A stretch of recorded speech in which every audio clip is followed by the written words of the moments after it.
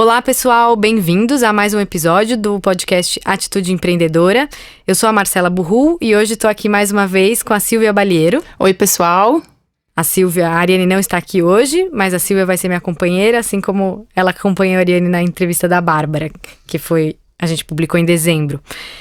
Bom, o nosso convidado hoje é o Matteo. Tudo bem, Matteo? Oi, tudo bom? O Matteo, vou contar um pouquinho sobre ele e depois a gente começa a entrevista. Então, o Matteo nasceu na Itália, mas ele chegou no Brasil com 30 dias de vida só.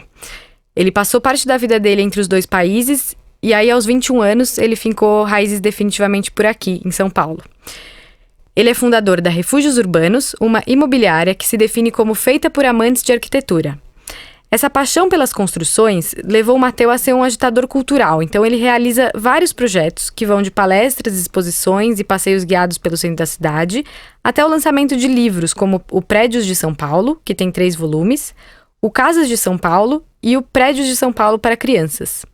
É isso? É isso. É isso e outras muitas coisas, né, Matteo? Então, Matteo, eu queria que você começasse contando a ideia da Refúgios Urbanos. Eu sei que você tem uma visão diferente sobre tanto como vender imóveis e você também tem uma visão diferente sobre como formar corretores, né? Então, acho que essas duas coisas são bem legais de você falar. Tá. Bom, como acontece, acredito, com muitos empreendedores, devem já ter passado alguns por aqui com histórias parecidas, a Refúgios Urbanos nasceu de algumas outras derrotas, né? Então, assim, de errar a gente acerta. Então, acho que essa é uma coisa que vários empreendedores têm como mínimo comum denominador, né? E naquele caso específico eu tinha vindo para o Brasil, tido algumas experiências, inclusive em outras imobiliárias, e em certo ponto eu fui mandado embora de uma das imobiliárias onde eu estava trabalhando. Você trabalhava como corretor? Isso, trabalhava como corretor. E eu decidi que eventualmente continuaria, porque gostava muito daquilo que eu estava fazendo, mas que seria mais interessante criar uma empresa naquele momento que englobasse aqueles que eram não só os meus interesses, mas também aquela que eu acreditava pudesse ser uma metódica bacana de trabalho, do dia a dia, etc e tal. Então meio que aquela história, não existe a empresa que eu gostaria de trabalhar, então vou criar. Uhum. Então foi mais ou menos por aí. Quantos anos você momento. Tinha? Foi em 2012, então eu tinha 24 para 25 anos. E foi esse o início da Refúgios Urbanos. Eu estava trabalhando no bairro de Higienópolis. Higienópolis é um bairro com bastante história. Foi um dos primeiros bairros planejados de São Paulo. Até o nome Cidade da Higiene naquela época era um nome quase marqueteiro de certa forma, porque eram as primeiras casas que tinham tratamento de esgoto e etc e tal. Mas enfim, eu gostava muito desses assuntos, de correr atrás, de saber por que um prédio era de tal maneira ou de tal outra maneira, por que ainda existiam alguns casarões, e eu acreditei que isso pudesse interessar aos clientes também, que não necessariamente tinham desinteresse pelo assunto, e sim às vezes tinham dificuldade de procurar, né, por esses tipos de histórias, porque a gente tem essa lógica de que tudo vai estar no Google, né, mas não necessariamente tudo vai estar no Google, e mesmo que esteja porque alguém foi lá e colocou, né, e eu vi nas minhas pesquisas que era difícil achar esses tipos de informações, às vezes até básicas, sabe, tipo, quem é o arquiteto de tal prédio? Você fala, vai ter. E não necessariamente. Essas informações, é claro, você vai encontrar, mas a maioria das vezes você vai encontrar num mestrado que está dentro de alguma faculdade, e não necessariamente você vai encontrar elas online. E eu queria agregar isso ao meu dia a dia, por uma minha paixão e por um meu interesse. E esse foi um dos primeiros preceitos da Refúgios, que a gente catalogaria prédios e casas de São Paulo que a gente achasse interessante, e daí nasceu o projeto que você nomeou no início da nossa conversa, do Prédios de São Paulo e do São Paulo e Suas Casas, que depois virariam livros, mas que no início não tinha nenhum intento nesse sentido, era mais uma vontade, uma paixão mesmo de correr atrás dessas informações. Mas aquilo era um surplus, um bônus que eu achava muito interessante de agregar ao meu dia a dia, que eu acho que a gente tem que trabalhar também por prazer, não somente para cumprir as funções do trabalho, e também, mesmo que fosse só um bônus, para o cliente também saber onde ele estava morando, né? de certa forma, como aquele prédio tinha chegado até lá e todo o desenvolvimento da cidade também, que no final, quando a gente treina os corretores, a gente vê que faz parte também do entendimento da cidade. Então, uma diferença clássica, por exemplo, entre o bairro de Higienópolis e o bairro dos Jardins. O loteamento dos Jardins foi feito pela City, que era uma companhia que já chegou posteriormente para fazer o loteamento, uma companhia anglo-saxona, de ingleses e americanos e etc. A Companhia City foi fundada em 1912 e urbanizou vários bairros de São Paulo, como Jardim América, o Anhangabaú, o Alto de Pinheiros e o Pacaembu. Eles faziam casas menores. Então, quando foram retiradas essas casas, também os terrenos para construir os prédios eram menores. Já em Higienópolis, a gente tinha casarões. E, Matheus, é impressionante o quanto você conhece de São Paulo, da história de São Paulo, especialmente falando de arquitetura, mas é realmente impressionante. E isso você falou que não é totalmente relevante para o seu ofício ali de corretor. Mas o quanto isso agrega na hora de vender? Você tem histórias que comprovem que isso pode não ser a coisa principal, mas faz diferença? Eu acho que agrega bastante desde a primeira conversa com o proprietário, né? Porque qualquer corretor que chegue para conhecer um determinado prédio, conheça a história da rua, conheça a história daquele lote, conheça a história daquele arquiteto, já vai ter uma conversa agradável com aquele proprietário. Então acho que agrega bastante valor nesse sentido, e também agrega com quem está comprando, porque isso leva a um entendimento do bairro como um todo, né? Nós, especificamente na Refúgios Urbanos, trabalhamos todos em bairros específicos, então cada corretor é meio que um especialista daquele bairro. Isso foi uma escolha mesmo que a gente tomou no início da empresa, porque a gente acreditava que era muito difícil trabalhar em bairros muito diferentes entre eles, e que realmente o diferencial fosse saber por que uma rua é diferente da outra, por que um prédio eventualmente tem um valor diferente do outro, mesmo estando às vezes do lado, e você dificilmente vai agregar tanto conhecimento trabalhando numa cidade metropolitana como São Paulo, né? Então não adianta você querer conhecer todos os bairros de São Paulo, porque São Paulo é uma nação, né? E pensando no ofício do corretor, todas essas questões que você aborda e até a forma como você ensina, né? Você tem essa questão da liderança, da formação dos corretores, que valoriza muito o trabalho deles também, né? Isso é uma preocupação sua, né? Como até a Marcela já comentou. Sim, eu acho que qualquer profissão pode ser feita sempre no melhor das possibilidades, e no nosso caso, realmente a gente tenta ensinar tudo que a gente aprendeu nesses anos. Não é uma liderança escondendo o jogo, é uma liderança abrindo o jogo, na verdade, fazendo com que as pessoas fiquem e gostem de trabalhar com a gente por entenderem que é o melhor lugar para elas. O que é abrir o jogo na prática? A gente gosta sempre de perguntar assim, o que no dia a dia isso significa? Assim, tipo, eu sou corretor também, então eu já passei por muitas coisas, e tudo aquilo que eu aprendi nesses anos eu ensino, de A a Z. Não tem aquela preocupação tipo, será que eu vou ensinar tudo? Aí o cara vai embora, faz a imobiliária dele, não sei o quê. Tipo, essa nunca foi uma preocupação que passou pela minha cabeça. A gente teve muitas conversas, ela sabe que não é papo, que é verdade. E uma das coisas que a gente faz, por exemplo, quando uma nova pessoa entra, é que os primeiros 30 dias são de absorção.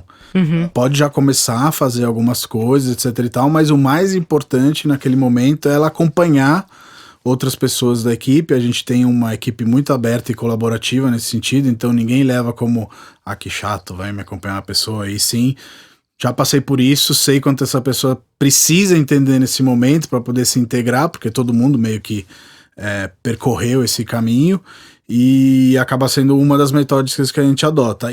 Matheus, uma pergunta curiosa. Qual o seu prédio preferido em São Paulo? Já que você tem 3 livros publicados sobre todas essas construções. Essa é uma pergunta ingrata, porque tem muita coisa, assim. Mas eu diria que eu tenho vários prédios preferidos. Eu acho que o Louveira, em Higienópolis, é um deles. O Louveira é um dos prédios mais icônicos de São Paulo. Ele fica ali na Praça Vila Boim, na região de Higienópolis, e foi projetado pelo arquiteto Vila Nova Artigas. Que é um prédio totalmente aberto para praça, sem grades, com um jardim maravilhoso. A arquitetura do Vila Nova Artigas, que é um dos gênios da nossa arquitetura.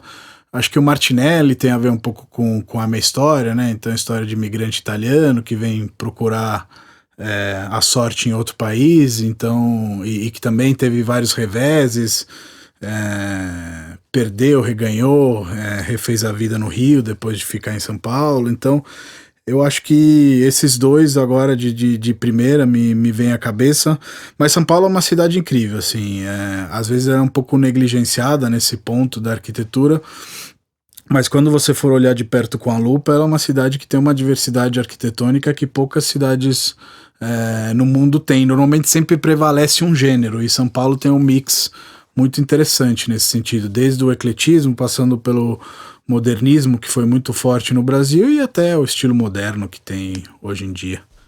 Falando de São Paulo, aqui a gente fala sempre de atitude empreendedora, e isso não significa necessariamente abrir uma empresa, ou enfim, ter um grande projeto, e essa sua paixão pela cidade, pelos prédios, me faz lembrar aquela discussão de cidadania, né? Como é que a gente pode... Principalmente quem mora em São Paulo tem muito essa coisa. A cidade é suja, a cidade é feia, a cidade é descuidada, a calçada assim, o asfalto assado. Como é que você sugere para as pessoas que estão ouvindo ter uma atitude empreendedora ao cuidar da sua cidade, da sua rua, do seu bairro? Como é que a gente faz para, sem depender do governo, da prefeitura, de quem quer que seja, deixar o nosso dia a dia mais bonito, mais seguro, mais bom de viver, vamos dizer assim? Não sei se é uma atitude empreendedora, mas acho que uma atitude cidadã, ela sempre começa de dentro para fora, né? Então, a gente teve alguns casos que acabaram passando pelas nossas mãos, como o da Renata Ferretti, que é uma arquiteta restauradora, que foi morar num prédio de Higienópolis, e ela descobriu um painel da Sofia Tassinari, e ela mesma se prepôs a restaurar esse painel e fazer isso praticamente de graça. Depois a gente entrou num acordo, ajudou a patrocinar, etc e tal, mas essa, por exemplo, é uma atitude cidadã, onde de maneira restrita, né, porque é um prédio, não tem um acesso ao público, mas as pessoas que moram nesse prédio hoje têm a graça de ter um painel da Sofia Tassinari, que foi discípula da Anita Malfatti. Anita Malfatti foi artista ítalo-brasileira que fez parte do movimento modernista brasileiro. Associações que estão começando a cuidar de praças, onde você, com um pequeno aporte mensal que você passa para a associação, você ajuda a ter um jardineiro, ajuda a ter uma limpeza que não necessariamente dependa da prefeitura, como você falou, que no final a gente vai usar a cidade. Então acho que a cidade que a gente quer viver, a gente também tem que ajudar e contribuir a criar, né? Até porque esse processo fica até mais interessante do que simplesmente a prefeitura chegando e implementando coisas que não necessariamente às vezes vão ser usadas, né? Então acho que a discussão é muito positiva, né, entre fazer autonomamente, fazer junto com a prefeitura fazendo. Acho que todas essas frentes são legais, e o que a gente vê em São Paulo e mundialmente falando é isso, um retorno às áreas comuns, né? Eu acho que eu, tendo crescido em Roma, tive o privilégio de ficar muito mais na rua do que em casa ou em lugares fechados, e vejo que aqui também está tendo esse tipo de vontade, né? Você acha que está aumentando? É uma tendência? Eu acho que sim, assim, a minha sensação, desde que você vê as lutas que estão fazendo pelo Parque Augusta, a ocupação espontânea do Minhocão, ocupação sempre maior de praças, eu acho que tem uma vontade de se viver a rua e não necessariamente só usar aparelhos culturais que sejam ligados a shoppings ou a lugares fechados, que também cabem dentro de uma comunidade, mas acho que não podem ter exclusividade do lazer das pessoas, né? Porque eu pessoalmente acho muito prazeroso você estar ao ar livre, você curtir a própria cidade. O Parque Augusta é um terreno no bairro da Consolação, em São Paulo, que foi alvo de uma disputa judicial recentemente. O terreno seria usado para a construção de um empreendimento imobiliário, mas os moradores da região fizeram um movimento que garantiu a criação de uma área pública.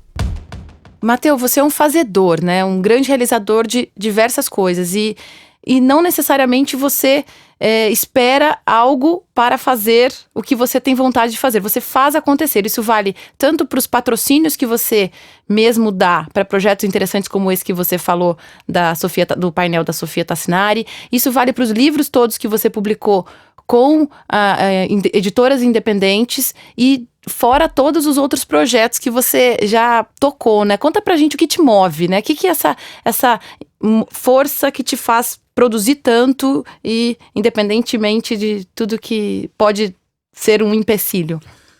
Bom, eu acho que, assim, primeiramente, a premissa é que eu tenho uma crença minha de que se a gente vive numa comunidade, essa comunidade nos dá algo, é legal que a gente consiga retornar também alguma coisa. Então, acho que, nesse sentido, os projetos viraram um empenho que não é um empenho comercial, porque não tem essa função, mas essa função de devolver mesmo para a comunidade algumas coisas que a gente acredita que são bacanas, e nesse sentido, dentro das nossas possibilidades, que são relativamente pequenas, a gente consegue montar esses projetos junto com outros apaixonados, né? Então, acho que esse é o diferencial.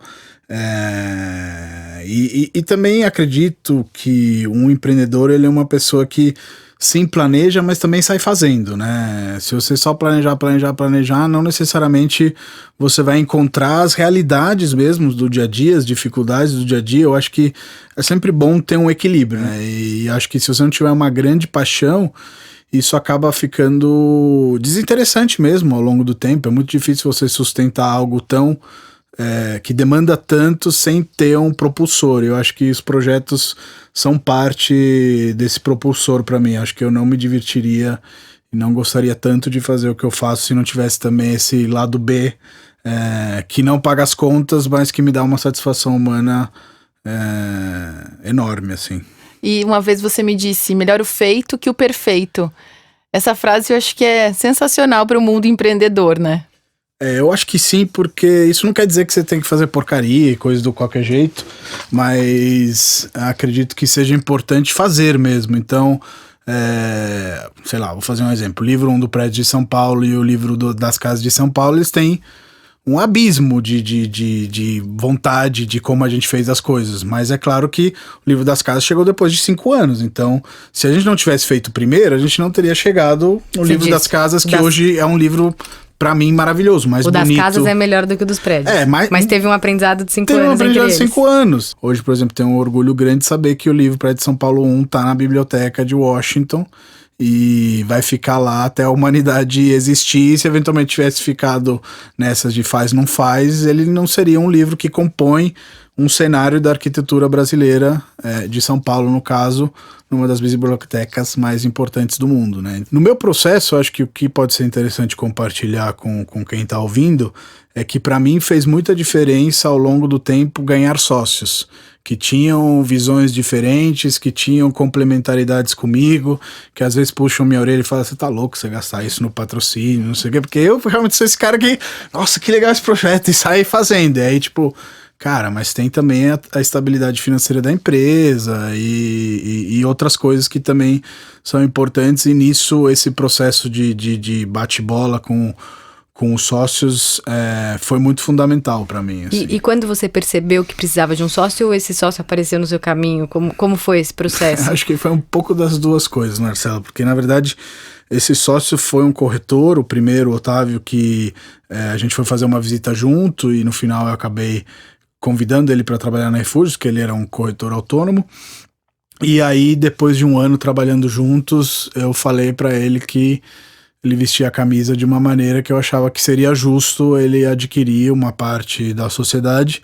E como a gente tem um relacionamento de amizade muito legal, assim, eu sempre brinco que o Otávio é o sócio que eu pedi pra vida, até porque levei umas rasteiras de outros sócios e eu tava no momento, será que eu vou ter um sócio de novo? Ou melhor manter tudo na minha mão para não ter mais problemas, etc e tal.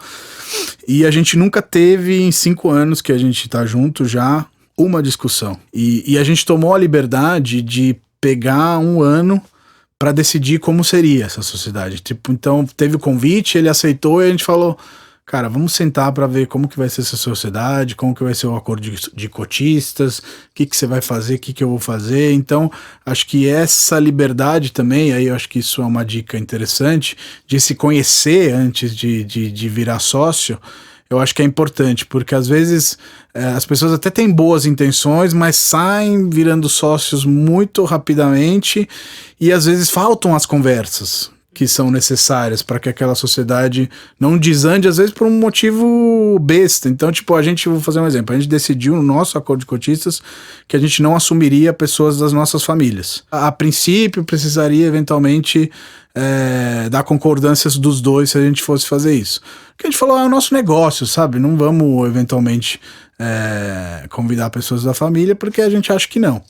Foi um exemplo, assim, que rolou.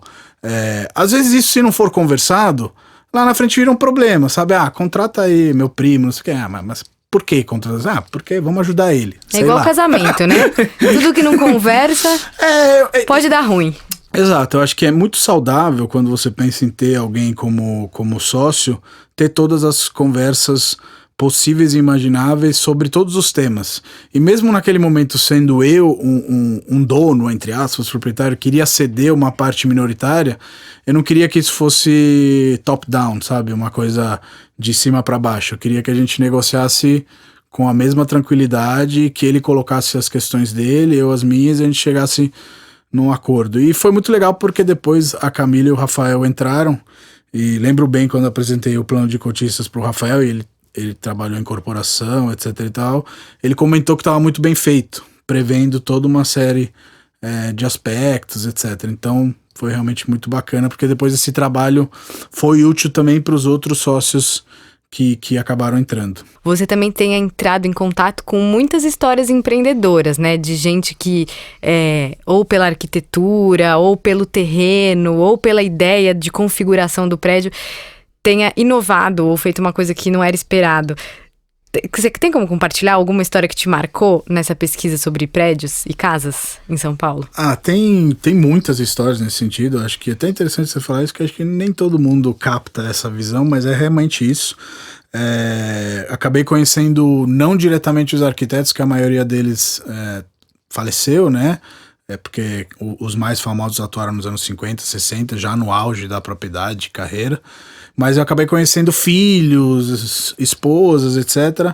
E, por exemplo, tem a família Cifredi, que acabaram virando meus amigos, que me contaram várias histórias do Cifredi, que foi um arquiteto que fez o Hilton, que fez a Galeria do Rock e que fez outros prédios e outros empreendimentos em São Paulo. E ele era um cara do marketing no sentido que foi um dos primeiros que fez a maquete do prédio, ele ensinava os corretores quais eram os diferenciais dos empreendimentos para que eles conseguissem vender realmente o que era interessante naquele projeto. No caso do Hilton, ele também montou uma partnership com os investidores da incorporação para que eles fossem sócios do negócio, digamos assim. Então, era um arquiteto, mas era um empreendedor. Ele tinha essa atitude empreendedora mesmo de saber que só um belíssimo projeto não necessariamente levantaria o prédio. Bom, vamos encerrar por aqui, mas foi ótimo, Matheus. Adoramos te receber. Muito legal o bate-papo. É impressionante a sua mente criadora, a quantidade de coisas que você faz realmente inspira bastante. A atitude empreendedora não te falta. Obrigado, Silvia. Obrigado, Marcela. Foi ótimo para mim também. E tomara que inspire outras pessoas. Sempre. Certamente. Então esse foi o Matheus Gavazzi, o dono da Refúgios Urbanos. E vamos comentar um pouquinho, né, Silvia, o que a gente mais gostou da entrevista. Vários pontos, né, Marcela? Muita coisa legal. Eu vou começar contando, para compartilhar um pouco da nossa história também, minha e da Ariane, que não tá aqui hoje, mas ele falou dessa coisa da sociedade e como é importante deixar claro as coisas, ser transparente e abrir o livro mesmo, principalmente com alguém como um sócio, que é uma pessoa que vai compartilhar tudo com você. Então, eu e a Ariane fizemos um acordo de acionistas e eu pedi para uma amiga minha advogada ver e ela falou, nossa, mas o contrato social de vocês está maior do que de muita empresa grande. É muito detalhado e a gente morreu de rir, né? Porque é isso, assim, uma boa relação para proteger a amizade, justamente. A gente queria que o contrato social fosse muito rígido, estabelecendo todas as regras e todos os parâmetros para nossa sociedade, porque se um dia der errado, ou se um dia alguém mudar de ideia, a gente protege a amizade e o negócio segue, tá no papel segue seu rumo. a regra, né? Exatamente. O Matheus falou que ficou um ano olhando essas regras e definindo as coisas com o Otávio. Com vocês foi também assim? Não, foi rápido, mas é isso. Ficou um documento enorme. Uma coisa que eu achei bem interessante que o Matheus falou foi essa coisa de tanto errar a gente acerta, que é uma característica, uma atitude empreendedora muito comum da gente ver em todas as pessoas que passam aqui pelo podcast e mesmo que as que a gente ouve por aí afora, né, Marcela? Porque o empreendedor, ele não pode ter muito essa coisa de pensar, vou errar. Não pode ter muito dedo, tem que ir meio na coragem e independentemente das chances de erro, né? Total, e é isso que ele falou, né? Uma construção. É lógico que o primeiro livro não ficou tão bom quanto o terceiro, mas se não existisse o primeiro livro, não ia existir o terceiro. Então, é lógico que tudo que a gente faz, a gente tenta imprimir uma excelência e fazer o melhor que a gente pode naquele momento, mas é igual criança, né? Uma criança de 7 anos vai escrever um texto de um jeito, uma de 10 vai escrever melhor, e um adulto vai escrever melhor ainda. Mas se a gente não tivesse começado com 7 anos, a gente não chegava onde a gente tá hoje. Tem esse caminho. Tem a construção, o caminho caminhado.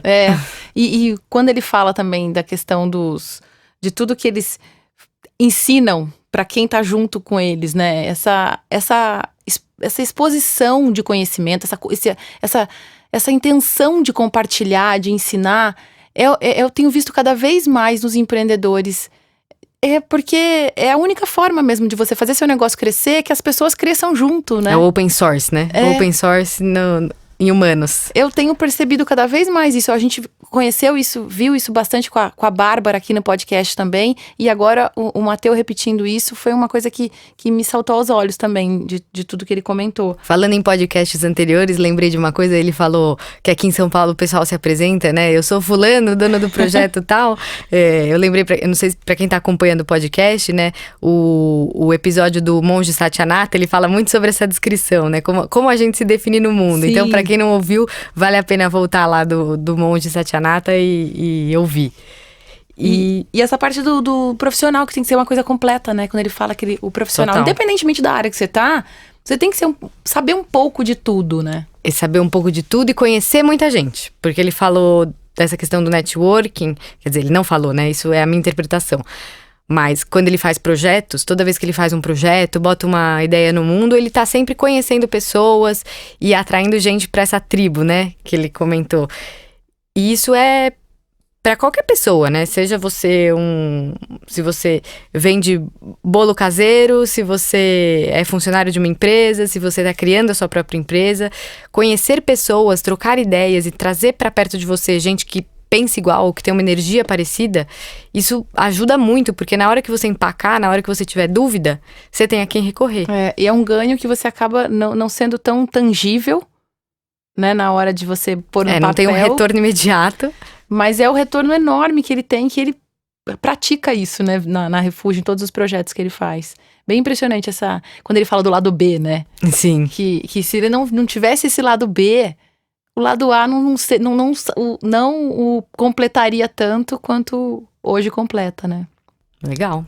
Boa. Então, acho que é isso, pessoal. Ficamos por aqui por hoje e nos vemos no próximo episódio. Até lá!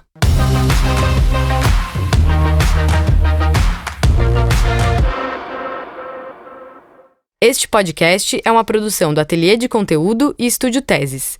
O episódio foi apresentado por Marcela Burru e Silvia Balieiro, com a produção de Júlia Fregonese, Vanessa Nagayoshi, Vitória Pirola, Bruna Galati, Maiara Santos, Gabriela Lopes, Mariana Fernandes e Ariane Abdala.